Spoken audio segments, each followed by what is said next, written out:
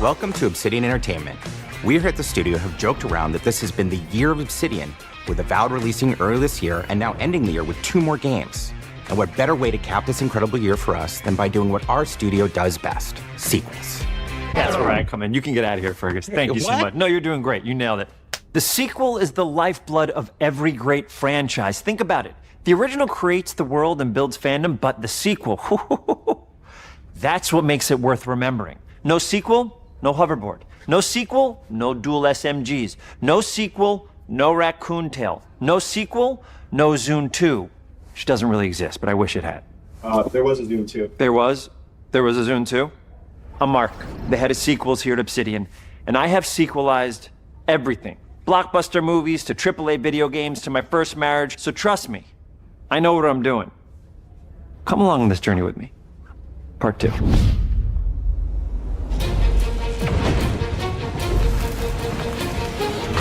Let the killing commence.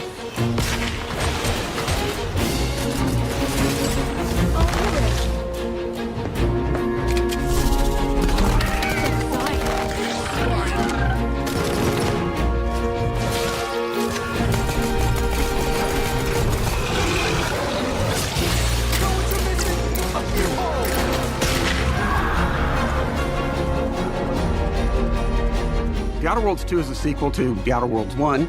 It's a continuation of the themes of robber barons in space and how people are controlled by the stories they're told by the people who have power over them. This time we're able to go a lot deeper because we have more time and money, which is a great thing, and we're able to make it a much more true Obsidian reactive RPG than we were the first time around.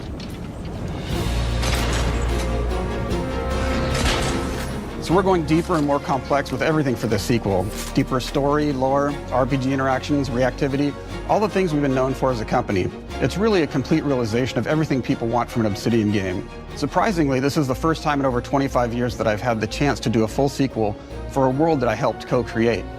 It's really just a fantastic opportunity to explore and expand the universe in interesting ways, and to go even further with the themes of how people are affected by living in a dystopian corporate reality.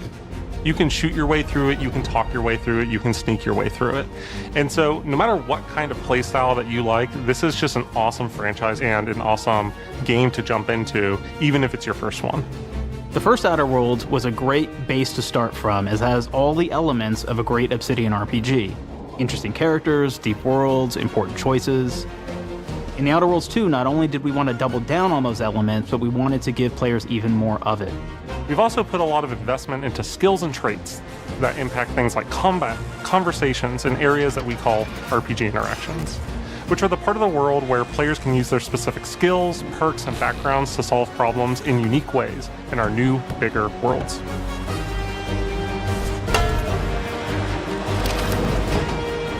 I love a deep RPG experience, and building out that RPG crunchiness for our players was at the forefront of what we set out to create. We prioritize those deeper RPG options with different character builds and combos so players can express their role-playing power fantasies. We also have different equipment options for different playstyles and different companions with different abilities.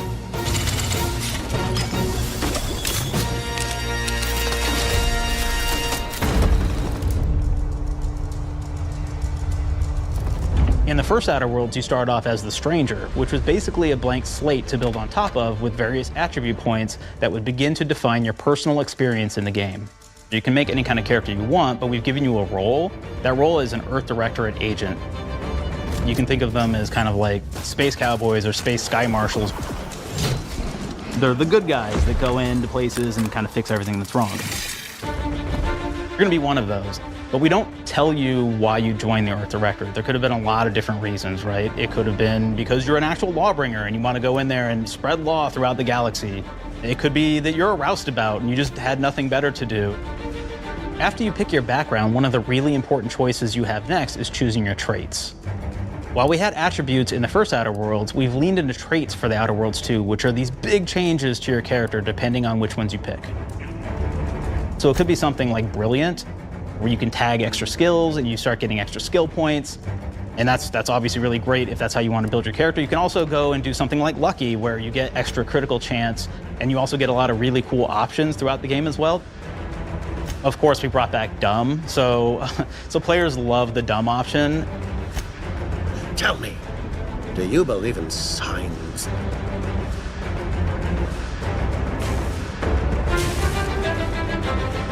Not quite what I meant, but I like your contempt for boundaries. I could put your adventurous spirit to good use. You get like lots of really cool, fun conversation options in the game, but we took that even further. And again, there's lots of elements in the game where you can be dumb and use that for something. Could be something as simple as banging on a machine to get it to work. After you've invested in some of your traits, your next choices are going to be choosing your skills. The skills themselves basically allow you to build on your playstyle and what your character is doing in the game. That will be everything from playing stealthily to speccing for an explosive specialty.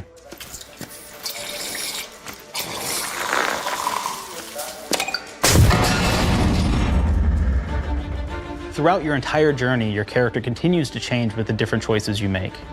In the Outer Worlds 1, actually had more skills than we have, so we condensed them down to really the core and essence of what we really wanted there. But we made each point that you put into a skill much more impactful. So instead of getting small percentage changes, we actually did much larger changes per point that you put into each skill. And again, all these things, because of how they're checked inside the world itself, can matter quite a bit. You know, just even having one additional skill point in something can open up a lot more options in the world itself. If anybody's played Fallout New Vegas, they'll be very familiar with like the perk system. We basically borrowed that, but went even grander. We actually have more perks than Fallout New Vegas did. But here's the cool thing, right? We check and use perks for literally everything, right? So you can do everything from, hey, I want to make a stealthy build that steals stuff and is really good at that. Okay, great. Well, you can take maybe the pickpocketing perk. So that's not available to everybody, but if you select that, now you can actually go around and steal things out of people's pockets.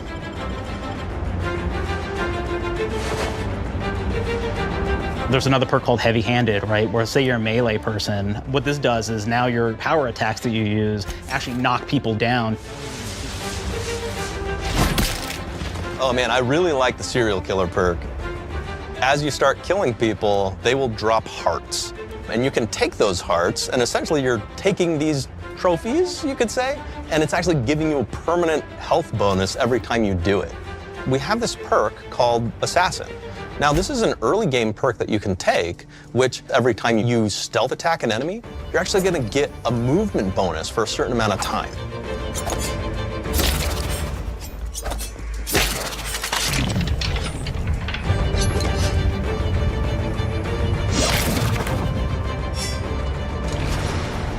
Flaws were a system that everybody loved from the first game, but we wanted to make it more personal to the player. We wanted it to really reflect how you were playing the game and give you a bonus that you actually wanted to really engage with. With the flaw system returning, we knew we needed to go bigger, better, and more real than ever before. So we turned to the team, and I told them, no bad ideas. Give me what you got. Okay, we need more flaws. We need them to be real. I want to put them in the game, so give me something. Inspiration. What's wrong with you? Oh, I have bad knees. You got bad knees? They hurt when you walk a lot? Yes. When you walk too much, they hurt? No cartilage. Sounds boring. Makes you sound like a boring person, but it's in the game. I know it. It's a good flaw. What about you? I like to take small things sometimes. So you're stealing? No, I'm taking. When do you give them back? I don't. Claire. Claire, you shouldn't be stealing. What are you doing? You shouldn't be stealing, Claire. Tiny crimes. Tiny crimes? Do you hear the second part, though? It's a crime. Well, You're stealing. Claire, that's wrong. You can't steal things, okay?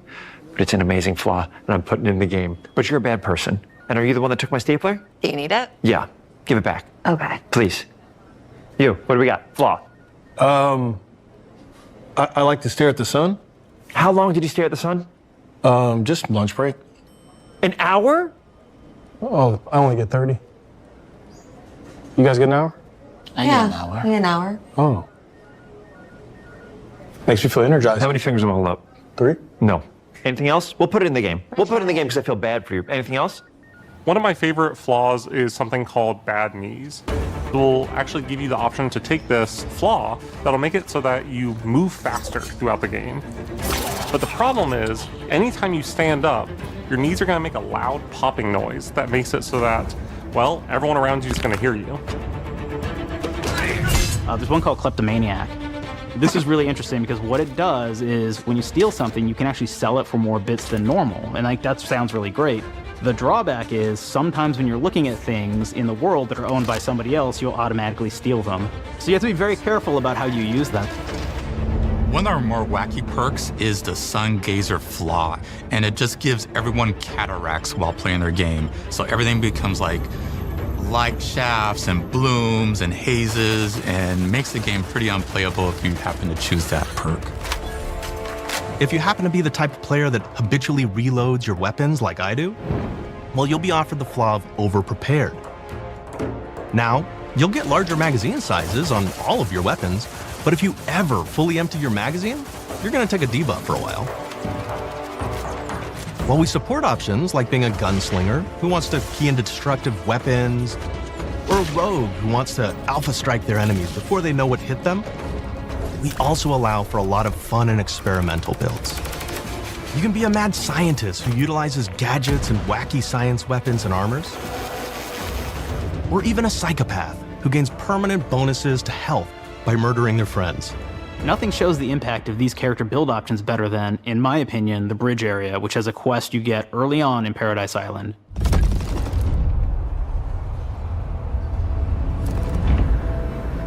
Not only do you kind of encounter this very early, and it's a very core one to the story, but it really expresses our philosophy of allowing the player to solve problems in a bunch of ways.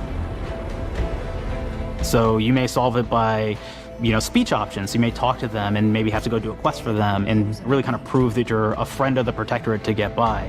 I may have need of your help, stranger, if you are ready to seize an opportunity to show fealty to the Protectorate. You could go guns blazing and you could just take everyone out inside the POI, lower the bridge itself, and kind of get across.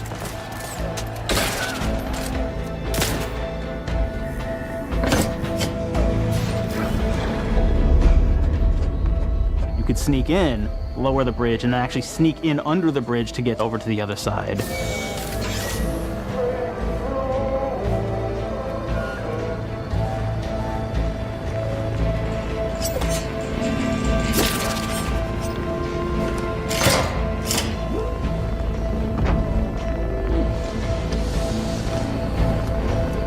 You can bypass the bridge entirely if you found like certain gadgets, like the shield gadget that protects you from poison gas as you go across, or the double jump boots, which kind of allow you to jump across the chasm and get across that way.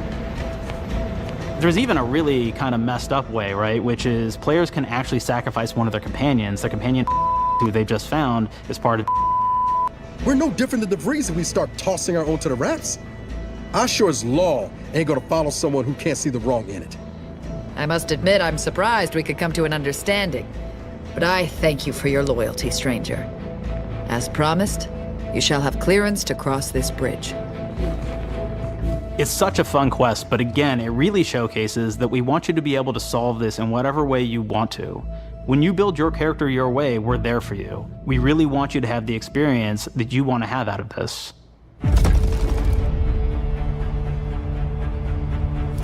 From the very beginning of our discussions about the Outer Worlds, we really knew we wanted every game to take place in a different colony. This lets us expand on all aspects of the universe. Every colony can be its own thing with its own flavor, and we can center them around anything we want. Any ideas or setting we're interested in. Arcadia is an isolated colony with abundant resources, and it's run by an authoritarian faction called the Protectorate. Their dictatorship is thematically based around the question of how much freedom people will give up for security and luxury. For Protectorate subjects, unfortunately, that answer is everything. The Protectorate is also incredibly wealthy because it was founded by the inventor of the skip drives, which are the Outer World's faster-than-light engines. But those skip drives are starting to cause rifts in space-time, which are cutting off all the other colonies on Earth from being able to trade with each other. The Order of the Ascendant is an offshoot of the Order of Scientific Inquiry from the original game, and like them are a science-based religion with the same goal of solving the universal equation, which will allow them to predict and alter the future to the benefit of all mankind. They used to be part of the Protectorate, but they split off to focus on solving the equation for the good of everyone, not as a way to simply control the masses. The player's been sent to Arcadia as an Earth Directorate agent to find out how the skip drives are causing the rifts and what can be done to stop them. Each of the factions have their own solutions to the rift problem and their own goals. The Protectorate wants to close them to protect their legacy as the inventor of the drives and their wealth.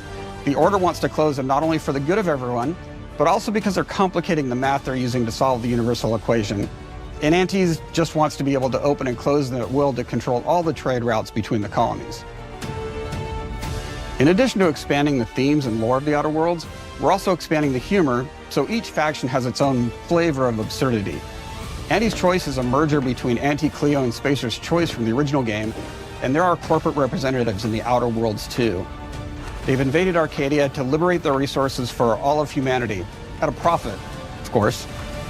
One of my favorite things from Fallout New Vegas is the radio system. It was just iconic for me, and I wanted to make sure that the Outer Worlds 2 had that. So we actually built out 3 different radio stations, one for each of the major factions. You also have a ton of music. Each station might have, like, I think 20 tracks of unique music that we've made for it. It's a lot of stuff. But the really cool part about this entire thing is that we actually put a lot of reactivity into the radio. So it will respond to the things that are going on around the world that you've been interacting with. So if you go into a location, let's say you solve a problem for the Protectorate folks, if you listen to the Protectorate radio station, they're gonna be cheering you on as a hero. Wonderful news, everyone. The Zeranium gas leaks at the Automech repair facility, strongly believed to be caused by Antes Choice malefactors, have been corrected. Some hotshot for hire just managed to fix the electrum leak in their repair facility. Now, I'm not saying we caused it in the first place, but we sure like the idea of all those broken auto mechanicals and all the excessive gasping and choking involved. The factions and companions are great examples of how we're going deeper and more complex this time around. They're integrated into the game's storyline much more than we did on the first Outer Worlds, and like with everything else in the game, they have a lot more reactivity. There are 6 companions in the Outer Worlds too. As usual, each has their own quest lines, but this time they are also connected to a different faction and have character arcs that the player can affect through their choices. Your first companion is Niles. He's another Earth Directorate agent like you, and he's looking for your help to decide whether he wants to become an even better agent or to turn his back on the Earth Directorate completely. There's also a somewhat cute Automech support drone that is basically Niles' helper. Her name is Val. Marisol is part of the Order of the Ascendant, and she's an aging but still deadly assassin. That's right, she's a deadly mathematician who may or may not have some unfinished business to attend to with the player's help. There's also a cultist named Azza, who is part of a sub-faction that worships the rifts, and in her case, violence in general. You can choose to either turn her away from overt violence or support her chaotic and dangerous tendencies. At one time, Antes Choice had a program to graft soldiers with animal parts to make them more formidable. Unfortunately, it didn't quite work, and most of them are now dead. There's a combat medic who survived, however, named Inez, and she wants the player to help her fix her graft, among other things. Finally, there's Tristan. He's a Protectorate arbiter who is judge, jury, and executioner all rolled into one heavily armored package. It is your choice to either help him judge wrongdoers or show him what true justice looks like. We definitely have reactivity in the game based on how you've been treating your companions. I won't reveal the end of the game, but let's say if you have not been treating them well, you will find out at the end of the game what that means. Companions are a very, very important part of merchandising, because that's the real beauty of the sequel. We're talking merch, baby. It is the lifeblood. It is what fuels us. Do you want to see some of my ideas? Hop, hop. Check this out. Gen Alpha loves body pillows, especially ones that look like human beings for some reason, right? Who needs a significant other when you could have a knife-wielding space psycho up in your sheets, huh? What do they do with them when they get them, huh? Maybe a little napping, maybe a little snuggling, maybe a little nut.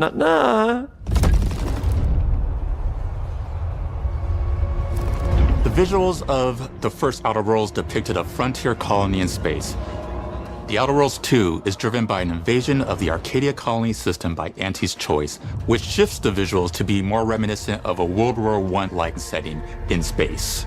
That evolution is seen across all aspects of the game, starting with the factions. How do you militarize everything, including extreme capitalists or math-crazed scientists? In a World War I setting, war comes with propaganda. The Sovereign uses it to maintain control. Antes Choice uses it to help their bottom line. The Order just wants to show how it exists within the grand plan. We want players to feel like Arcadia is a living, breathing place scarred by a long-standing war. Fairfield, one of the first towns you encounter, was once under Protectorate control, but has recently been taken over by Antes Choice.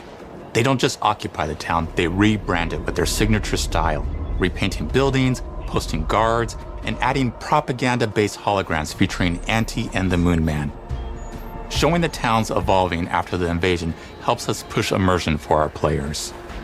One of our priorities in visually realizing the world of The Outer Worlds 2 was making sure everything is clear and recognizable from the player standpoint. We want to make sure each faction has a particular look and design. So when the player is running across these vast, different environments and landscapes, they're recognizing the motifs and visuals of who they're talking to, what they're going to be talking about, and how that progresses throughout the story. The first Outer Worlds was really about player interfacing with corporations. And while we have that in The Outer Worlds 2, we really want to express not just the corporations, but how the player interacts with other facets of the world, like government entities or religious structures. And then we elaborate on those. With larger environments, we wanted to encourage exploration by improving player mobility across the board. Now you can run, slide, double jump, mantle, and parkour your way through all of the nooks and crannies of these worlds. It really allows the player to just explore and have fun finding really cool stuff.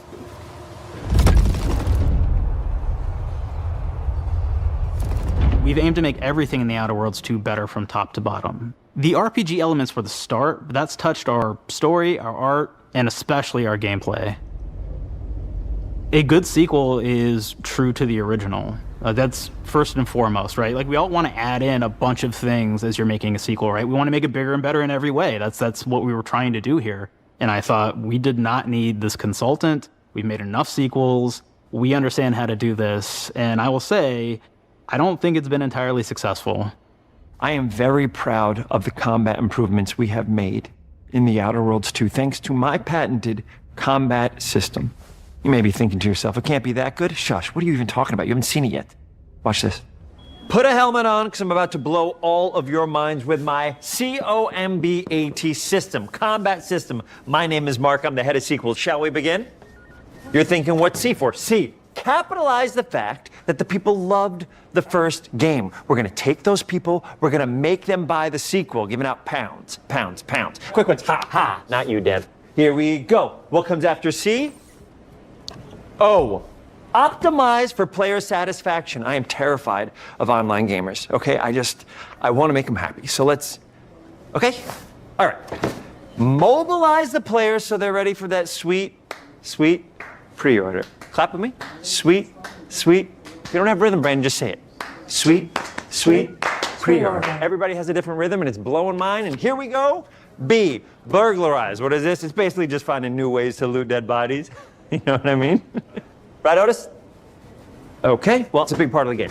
A, you gotta agonize about how many people are gonna be angry that we have just put so much combat into this thing and almost no romance at all. We should look at ourselves. What is wrong with us? Huh? We can't have one love story in this? How many people have been in love? Raise your hands. Raise your hand if you're in love. Okay, are you lying? I have a wife. Put your hand down. T, toi. In French, that means two, sequel. I think that means 3. Okay, you're getting ahead of yourself. Come on, Claire. We're on 2. And how do we end it? Anything is possible. And we've established that we're the best there is, and there's no sequel better than us. And if I could just say one more thing, thank you very much. I know I've kind of changed the world of video games today. For The Outer Worlds 2, we wanted to improve gunplay in every way. We focused on improving the feel of each weapon, the way a weapon snaps into ADS, the way recoil feels when firing, and how impactful our sound effects really sell the weapon's fantasy, to things like how a unique reload animation can add a lot of character to each weapon. We've increased the variety of weapons by including new weapon types, but also through a host of fun and unique weaponry. We have things like the Bourse Blaster that fires out tumors that can explode like grenades, or can even be eaten by the player for additional health. We have a weapon called Rookie's Reward that will actually level up the more you use it throughout the game. And every time it levels up, it's got fun fanfare where it's like shooting out confetti and it's got a fun little setup. We have a really fun weapon called the Pop-Up Gun. It fires out ad drones that will distract your enemies with corporate ads, slogans, and jingles. While your enemies are distracted, you can focus fire on them or explode these drones for additional damage. New to The Outer Worlds 2 are throwables. So you can use frag grenades to flush out enemies, smoke grenades to camouflage and escape, distraction devices to bait enemies into a stealth attack,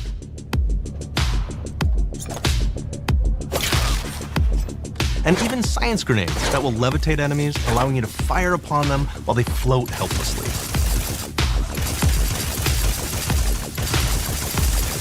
And of course, science weapons are back. We have returning favorites, like the Shrink Ray. This time it's been upgraded so you can shrink your enemy down to the size of a sprat and run over them, exploding them into bits. The Shrink Ray, that was probably my favorite one from the first game, so we brought it into the second game, but we improved it though. So instead of shrinking your enemies for a short period of time and having them re-expand, this time they stay shrunk, and we actually added in the ability to step on them and kind of squish them and kick them, because we knew that that was the player fantasy. We knew that's what everybody wanted to do. They wanted to step on the enemies, they wanted to kick them, so we made sure to double down on that stuff. In addition to things like our returning favorites, we also have some really fun and unique new science weapons. One of them is called the Armageddon. This one's really cool because it actually shoots out these masses that are like these little arms that will stick to people or cover or all kinds of different things, and they will continue to just hit them until they get destroyed. And we have another one that's just super cool called the Spectrum Dance Saber. This is a melee weapon that actually lets you attack to a musical beat. And if you continue to do that, you'll actually get additional bonuses each hit you do. One of my personal favorite weapons is called the Big Bang. It's just a big freaking gun that uses material harvested from rifts to shoot out a giant ball of energy, vaporizing everything in its path. Now, ammo's extremely rare for this weapon, but you can use it in just the right situation to devastating effects. Like another great one is Gary. If you wear Gary, he will lash out at your opponents as you're walking through combat. So we even have science armors, and we've really kind of shown off what we thought was really great for the player from a science perspective. We're all about letting people play the game their way. There are some players who prefer to be immersed in a first-person view, taking in all of the details. But there are others who really prefer to take the world in from a third-person perspective. Why not allow both? Well, now you can swap between the two, letting you enjoy the experience in whatever way you like. One of the things I really like about having the third-person mode is being able to see all of the fun and unique armors and armor combinations and weapons that you can equip your player with. All of the actions that you could do in first person, so you're double jumping around, you get to see your character in that way, and you get to take in the world and see things in a different light.